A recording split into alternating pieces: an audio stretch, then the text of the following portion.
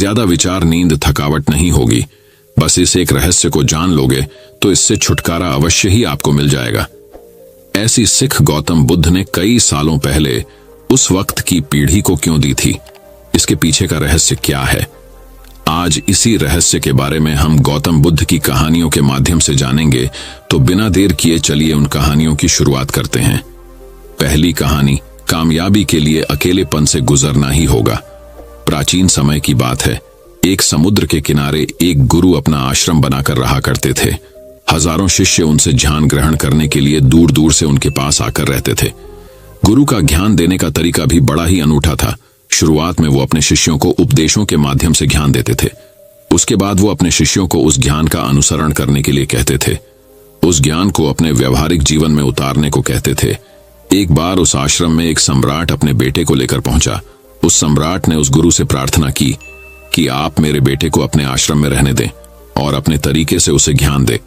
उसे इस आश्रम में बिल्कुल भी ऐसा नहीं लगना चाहिए कि वो किसी सम्राट का बेटा है। उसे बिल्कुल साधारण शिष्यों की तरह ही ज्ञान देने की कृपा करें। गुरु ने मुस्कुराते हुए कहा कि सम्राट ज्ञान इसी तरीके से लिया जा सकता है। अगर तुम अपने आप को दूसरों से बड़ा समझोगे तो तुम ज्ञान ग्रहण नहीं कर पाओगे। अगर तुम्हें ज्ञान ग्रहण करना है तो तुम्हें दूसरों की तरह अपने आप को साधारण समझना होगा। यही ज्ञान ग्रहण करने की सबसे पहली सीढ़ी होती है। तुम निश्चिंत रहो, आज से तुम्हारे बेटे की जिम्मेदारी मेरे कंधों पर रही। ये कहकर गुरु सम्राट के बेटे को अपने साथ लेकर समुद्र के किनारे टहलने के लिए निकल गए। आश्रम के बाकी सभी बच्चे उस सम्राट को देख रहे थे। सम्राट अपने बेटे को अपने रथ पर बिठाकर लाया था, जिससे सभी बच्चे समझ गए थे कि ये लड़का सम्राट का बेटा है। इसी वजह से आश्रम के सभी बच्चे सम्राट के बेटे की तरफ आकर्षित हो गए थे।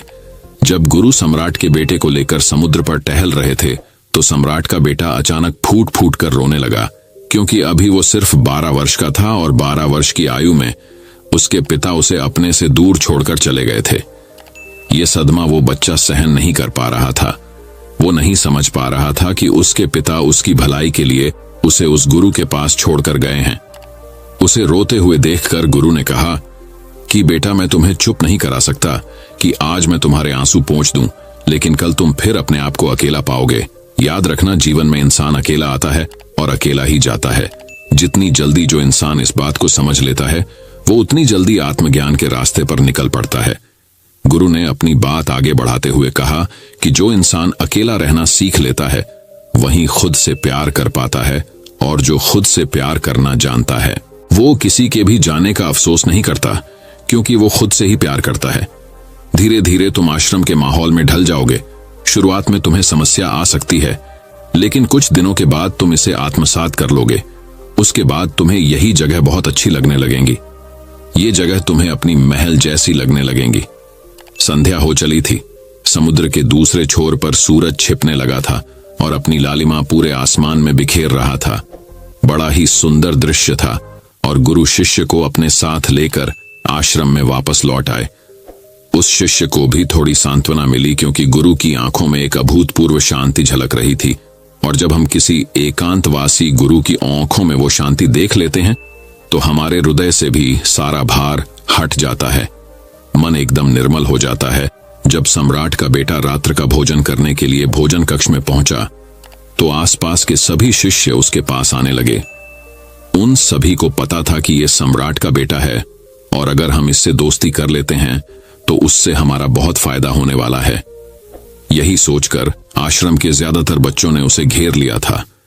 बस कुछ बच्चे जो अकेले रहने का महत्व समझते थे, जो दिखावे में विश्वास नहीं करते थे, वो उस सम्राट के बेटे के पास जाने की बजाय अपना पूरा ध्यान खाने पर लगा रहे और एकांत में बैठकर अपना भोजन कर रहे थे। कुछ दिनों के बाद सम्राट के बेटे की आश्रम के ज्यादातर बच्चों के साथ दोस्ती हो गई। अब वो आश्रम में उन बच्चों के साथ घूमता, उन्हीं के साथ अपना ज्यादातर समय बिताता। आखिरकार सम्राट का बेटा था, सुख सुविधाओं में पला बड़ा था। आसपास बहुत से दास औरत दासियां होती थीं। आसपास अपने मित्रों से घिरे होना वही दिनचर्या उसने इस आश्रम ली थी। ऐसा नहीं था कि गुरु को यह सब पता नहीं था, पर गुरु उसे अलग तरीके से ज्ञान देना चाहते थे। बच्चों को ज्ञान आप उपदेश देकर नहीं दे सकते, उन्हें साक्षात्कार कराना पड़ता है। उसके बाद उन्हें वो बात समझ आती है जो आप समझाना चाहते हैं। गुरु को यह बात पता थी कि अगर मैं इसे बोलकर बताऊंगा तो ये कभी समझ नहीं पाएगा। मुझे ऐसे दिखाना पड़ेगा, इसे एहसास कराना पड़ेगा कि अकेले रहने से ही तुम अपनी शक्तियों को जान पाओगे। ये सीख देने के लिए गुरु एक दिन उस शिष्य को अपने साथ एक पहाड़ी की चोटी पर ले गए। पहाड़ी पर पहुंचकर गुरु ने उस शिष्य से कहा कि अब तुम्हारा ज्ञान पूरा हो चुका है, बस एक आखिरी रात तुम्हें यहाँ पर बितानी होगी। उसके बाद अगले दिन शाम को मैं तुम्हारे राजमहल में तुमको पहुंचा दूंगा। वो बच्चा तो ये सुनकर बहुत खुश हो गया कि अब मैं वापस अपने राजमहल चला जाऊंगा, फिर से मेरे दास और दासियां, सारी भोग की वस्तुएं मेरे पास होंगी। उस शिष्य ने गुरु से पूछा कि गुरुजी, मुझे आज रात आप यहाँ पहाड़ी पर क्यों छोड़ रहे हैं? आखिर मुझे कौन सा आखिरी ज्ञान यहाँ से मिलेगा? गुरु ने मुस्कुराते हुए कहा कि यहाँ पर चट्टान के पीछे तुम्हें छिपकर बैठना होगा। यहाँ पर रोज रात को एक बाज जाता है, तुम्हें उस बाज को देखना है, बड़ी गौर से देखना है, हर गतिविधि देखनी है, और उस बाज को देखने के बाद अगले दिन अगर तुम उस बाज की खूबियां मुझे बता पाए तो मैं तुम्हें तुम्हारे राजमहल वापस भिजवा दूंगा। और हाँ, सुबह आने से पहले एक बात पर और ध्यान देना है। एक चरवाहा यहाँ पर अपनी भेड़ों को चराने के लिए आता है, तुम्हें उन भेड़ों की गतिविधियां भी देखनी है। याद रखना, बाज की गतिविधि रात को और भेड़ों की गतिविधि सुबह। अगर तुम दोनों की गतिविधि ध्यान से देखकर मुझे बता पाए तो तुम इस आश्रम से हमेशा के लिए आजाद हो जाओगे, तुम्हारा ज्ञान पूरा हो जाएगा। मैं तुम्हारे पिता को कह दूंगा कि ये बच्चा हमारे आश्रम का सबसे जानी बच्चा है। ये कहकर गुरु अपने आश्रम में वापस लौट आए और वो बच्चा वहीं पर उस चट्टान के पीछे खड़ा हुआ उस बाज का इंतजार करने लगा। काफी वक्त बीत जाने के बाद वहां पर एक बाज अपने बच्चों के साथ पहुंचा। सम्राट के बेटे ने पूरी रात उस बाज की गतिविधि बड़े ही ध्यानपूर्वक देखी, और सुबह होने के बाद जब चरवाहा वहां पर अपनी भेड़ों को लेकर पहुंचा तो उसने एक अभूतपूर्व दृश्य देखा। उसने देखा कि वो बाज भेड़ की एक मेमने को अपने पंजों में दबाकर आसमान में उड़ गया। उसने उस भेड़ के बच्चे का शिकार कर लिया था। ये सारा दृश्य देखकर वो बच्चा आश्रम में वापस अपने गुरु के पास पहुंचा। इससे पहले कि गुरु उससे कुछ पूछते, उसने गुरु को प्रणाम करते हुए कहा कि गुरुदेव, आप आश्रम के सभी बच्चों को यहाँ पर बुला लीजिए। मैं सब लोगों को बताना चाहता हूँ कि मैंने क्या देखा। जब आश्रम के सभी बच्चे वहां पर पहुंच गए तो उस सम्राट के बेटे ने कहना शुरू किया कि मैंने अपने जीवन में बहुत से पक्षियों को देखा है, लेकिन बाज उन सभी पक्षियों में से सबसे अद्भुत और सबसे अलग होता है। उदाहरण के लिए एक तोता हम सभी ने देखा है। तोता बोलता तो बहुत है लेकिन कभी ऊंचा नहीं उड़ पाता, लेकिन एक बाज जो कि हर समय शांत रहता है, वो आकाश को भी छू सकता है। उसमें आकाश को भी छू लेने का सामर्थ्य होता है। जब भी एक बाज अपने शिकार को निश्चित कर लेता है तो वो उसी शिकार पर अपनी नजरें गड़ाए रहता है, चाहे वो कितनी भी ऊंचाई पर क्यों ना हो, चाहे कितना भी बड़ा तूफान क्यों ना जाए, लेकिन उसकी नजर हमेशा अपने लक्ष्य पर स्थिर रहती है। आज सुबह जिस बाज को मैंने देखा, उसने हर भेड़ को अपना शिकार नहीं बनाया, बल्कि उस भेड़ के झुंड में से उसने उस भेड़ के मेमने को अपना शिकार बनाया। उस बाज की तरह हमें भी अपना ध्यान अपने एक ही लक्ष्य पर स्थिर रखना चाहिए, चाहे कितनी भी अड़चनें क्यों ना आए। हमें अपना लक्ष्य स्पष्ट दिखाई देना चाहिए। 1020 अलग अलग लक्ष्यों में अपनी ऊर्जा बर्बाद करने की बजाय हमें किसी एक लक्ष्य पर पूरी एकाग्रता के साथ ध्यान देना चाहिए। तीसरी बात जो मैंने उस बाज से सीखी और जो हम सभी को सीखनी चाहिए वो ये है कि बाज, यहाँ पर रोज रात को एक बाज जाता है, तुम्हें उस बाज को देखना है, बड़ी गौर से देखना है, हर गतिविधि देखनी है, और उस बाज को देखने के बाद अगले दिन अगर तुम उस बाज की खूबियां मुझे बता पाए तो मैं तुम्हें तुम्हारे राजमहल वापस भिजवा दूंगा। और हाँ, सुबह आने से पहले एक बात पर और ध्यान देना है। एक चरवाहा यहाँ पर अपनी भेड़ों को चराने के लिए आता है, तुम्हें उन भेड़ों की गतिविधियां भी देखनी है। याद रखना, बाज की गतिविधि रात को और भेड़ों की गतिविधि सुबह। अगर तुम दोनों की गतिविधि ध्यान से देखकर मुझे बता पाए तो तुम इस आश्रम से हमेशा के लिए आजाद हो जाओगे, तुम्हारा ज्ञान पूरा हो जाएगा। मैं तुम्हारे पिता को कह दूंगा कि ये बच्चा हमारे आश्रम का सबसे जानी बच्चा है। ये कहकर गुरु अपने आश्रम में वापस लौट आए और वो बच्चा वहीं पर उस चट्टान के पीछे खड़ा हुआ उस बाज का इंतजार करने लगा। काफी वक्त बीत जाने के बाद वहां पर एक बाज अपने बच्चों के साथ पहुंचा। सम्राट के बेटे ने पूरी रात उस बाज की गतिविधि बड़े ही ध्यानपूर्वक देखी, और सुबह होने के बाद जब चरवाहा वहां पर अपनी भेड़ों को लेकर पहुंचा तो उसने एक अभूतपूर्व दृश्य देखा। उसने देखा कि वो बाज भेड़ की एक मेमने को अपने पंजों में दबाकर आसमान में उड़ गया। उसने उस भेड़ के बच्चे का शिकार कर लिया था। ये सारा दृश्य देखकर वो बच्चा आश्रम में वापस अपने गुरु के पास पहुंचा। इससे पहले कि गुरु उससे कुछ पूछते, उसने गुरु को प्रणाम करते हुए कहा कि गुरुदेव, आप आश्रम के सभी बच्चों को यहां पर बुला लीजिए। मैं सब लोगों को बताना चाहता हूं कि मैंने क्या देखा। जब आश्रम के सभी बच्चे वहां पर पहुंच गए तो उस सम्राट के बेटे ने कहना शुरू किया कि मैंने अपने जीवन में बहुत से पक्षियों को देखा है, लेकिन बाज उन सभी पक्षियों में से सबसे अद्भुत और सबसे अलग होता है। उदाहरण के लिए एक तोता हम सभी ने देखा है। तोता बोलता तो बहुत है, लेकिन कभी ऊंचा नहीं उड़ पाता। लेकिन एक बाज जो कि हर समय शांत रहता है, वो आकाश को भी छू सकता है। उसमें आकाश को भी छू लेने का सामर्थ्य होता है।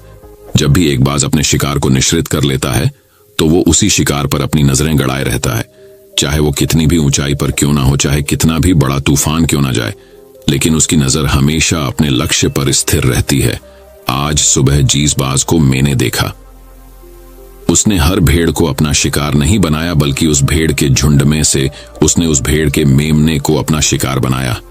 उस बाज की तरह हमें भी अपना ध्यान अपने एक ही लक्ष्य पर स्थिर रखना चाहिए, चाहे कितनी भी अड़चनें क्यों ना आए। हमें अपना लक्ष्य स्पष्ट दिखाई देना चाहिए। 1020 अलग अलग लक्ष्यों में अपनी ऊर्जा बर्बाद करने की बजाय हमें किसी एक लक्ष्य पर पूरी एकाग्रता के साथ ध्यान देना चाहिए। तीसरी बात जो मैंने उस बाज से सीखी और जो हम सभी को सीखनी चाहिए, वो ये है कि बाज कभी भी दूसरे पक्षी के साथ नहीं उड़ता, वो हमेशा आकाश में अकेला उड़ता है। इससे हमें ये सीख लेनी चाहिए कि हमें कभी भी छोटी सोच वाले लोगों के साथ नहीं रहना चाहिए। आखिरकार हम भी वही बन जाते हैं जिनके साथ हम रहते हैं। इसीलिए या तो बड़ी सोच वालों के साथ रहो या फिर अकेले रहो, क्योंकि जब हम अकेले रहते हैं तभी हम खुद की ताकत और खुद की कमजोरियों को जान पाते हैं। कमजोरियों को जानकर उनको दूर कर सकते हैं और अपनी ताकत को जानकर उसका सही इस्तेमाल कर सकते हैं। लेकिन वो तभी संभव होगा जब हम अकेले रहना सीखेंगे। चौथी सीख जो हमें एक बाज से लेनी चाहिए कि एक बाज हमेशा अपनी सीमाओं से ऊपर उठकर उड़ता है। जब तूफान आता है तो हर एक पक्षी अपने घोंसले की तरफ भागता है, खुद को छुपाने की जगह ढूंढता है, लेकिन बाज ऐसा कुछ भी नहीं करता। वो खुद की सीमाओं को तोड़कर बादलों से भी ऊपर उड़ने का प्रयास करता है।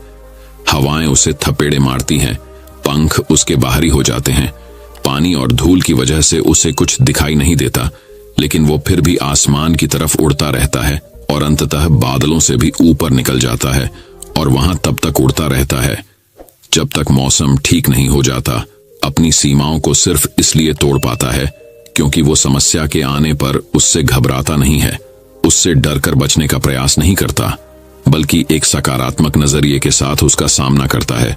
जीवन में चाहे कितनी भी अड़चनें क्यों ना आए, हमें उन अड़चनों से लड़ना चाहिए, ना कि उनसे डर कर कहीं छुप कर बैठना चाहिए। बहादुर तो वो लोग होते हैं जो तूफानों से टकरा जाते हैं। कायर तो अपने घर में अपने घोंसले में अपनी जगह ढूंढकर बैठ जाते हैं। पांचवी बात जो हमें एक बाज से सीखनी चाहिए कि बाज कभी भी अपने घोंसले में घास के कोमल तिनके नहीं रखता। जो तिनके एक कोमल होते जाते हैं वो उन्हें निकालकर फेंकता रहता है। उसी तरह चाहे कितनी भी आरामदायक जिंदगी आपको मिली हो, लेकिन उस आराम से ऊपर उठकर अपने आलस्य को छोड़कर जीवन में मेहनत करते रहना चाहिए। जीवन में पसीना बहाना चाहिए, शारीरिक मेहनत करनी चाहिए। अपने घोंसले से कोमल तिनके उठाकर फेंक दो और आज ही अपने आलस्य को तोड़कर निकल पड़ो। हर दिन अपने आप को चुनौतियां दो, हर दिन मुश्किलों से लड़ो, क्योंकि वही मुश्किलें तुम्हें मजबूत बनाएंगी। जंगल के राजा शेर को भी झुंड बनाकर शिकार करते हुए देखा जा सकता है, लेकिन बाज हमेशा अकेला शिकार करता है, क्योंकि वो जानता है कि भीड़ हौसला तो देती है मगर साहस छीन लेती है। आदमी को हमेशा अकेले ही आगे बढ़ना होता है। यही कारण होता है कि वो जल, थल और नभ सभी जगहों पर अपने शिकार का परचम लहरा सकता है। बाज की उम्र लगभग 70 साल की होती है, लेकिन 40 साल में ही उसका शरीर बूढ़ा हो जाता है। नाखून उसके पैरों में धंसने लगते हैं, पंख उसके शरीर में चिपक जाते हैं, उसकी चोंच मुड़ जाती है, उसका शरीर भारी हो जाता है। ऐसी स्थिति में शिकार करना तो क्या, उड़ने की भी हालत नहीं रहती उसकी। ऐसे में उसके पास सिर्फ 2 विकल्प होते हैं। पहला, या तो वह खुद की इस अवस्था को स्वीकार कर लें और भूखा प्यासा मर जाए, या किसी दूसरे जानवर का शिकार बन जाए। और दूसरा विकल्प ये होता है कि वो 6 महीने एक बहुत ही दर्दनाक प्रक्रिया से गुजरे और खुद को फिर से पहले जैसा मजबूत बना लें। लेकिन बाज है, वो दूसरा विकल्प चुनता है। इसके लिए वो खुद को एक बहुत ही ऊंचे पहाड़ पर ले जाता है, जहां वो पहले अपनी सोच से अपने सारे पंख खींच खींच कर उखाड़ देता है और फिर चट्टान पर पैर मार मार कर अपने पंजे तोड़ देता है। उसके बाद उसी चट्टान पर अपनी चोंच को पटक पटक कर तोड़ देता है और इस लहूलुहान अवस्था में खुद को दूसरे जानवरों से छुपाता फिरता है। अगले 6 महीने तक वो इसी दर्दनाक प्रक्रिया से गुजरता है और इंतजार करता है नए चोंच, नए पंख और नए पंजों का। तब फिर वो अपनी नई जिंदगी शुरू करता है और निकल पड़ता है अपने शिकार पर और अगले 30 सालों तक फिर से राज करता है। इसीलिए समय आने पर हमें भी अपनी पुरानी आदतों को छोड़ना पड़ता है और कुछ नया सीखना पड़ता है। समय के साथ बदलना पड़ता है, अपने आप को तैयार करना पड़ता है, वरना हमारा भी शिकार हो सकता है, हम भी पीछे रह सकते हैं।